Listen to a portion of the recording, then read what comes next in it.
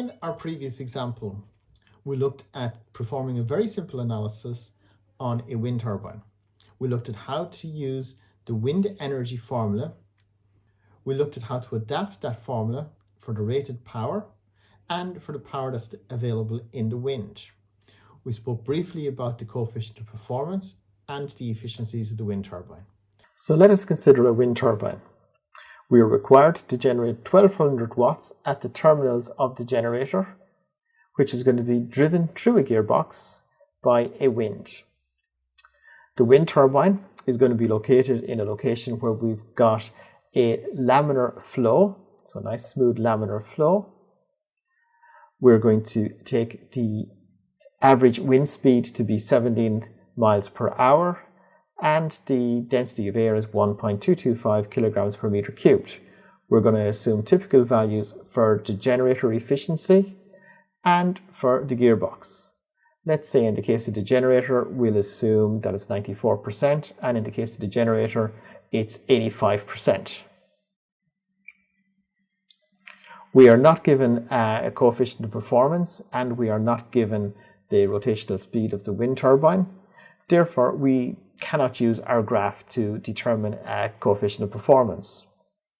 Consequently, we will not consider the coefficient of performance in this problem. So therefore, the power delivered is equal to a half times the density of air times the area of the wind turbine multiplied by the velocity cubed times the efficiency. So 1 mile per hour is equal to 0.447 meters per second. Therefore, 17.5 miles per hour is going to be equal to 7.82 meters per second. We now want to find out what the power delivered is going to be, or what the power input is going to be. So we're going to have power delivered is 1200 watts, and we're going to need to divide that by the efficiency. So we were told the efficiency was 90% and 85%, or we assumed those values.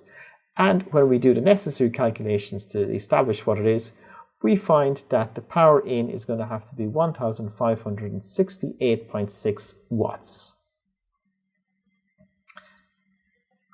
Now we also have the power in is going to be equal to a half times the density of the air times the area times the velocity cubed. So when we begin to substitute our values now into our equation, we'll be able to perform the calculation. So this time, when we go through the necessary calculations, we will find that the power in is going to be 292.9 times the area, and that's going to be in watts. We can manipulate the formula to get it in terms of area, so that's going to be 1568 divided by 292.9. And when we do this, we find that the area, or the swept area for our wind turbine, is going to be 5.355 meters squared. We know that the area is equal to pi d squared over 4, and when we do the necessary calculations on this, we'll be able to find out what the diameter is. And in this case, we find that the diameter of this wind turbine is going to be 2.6 meters.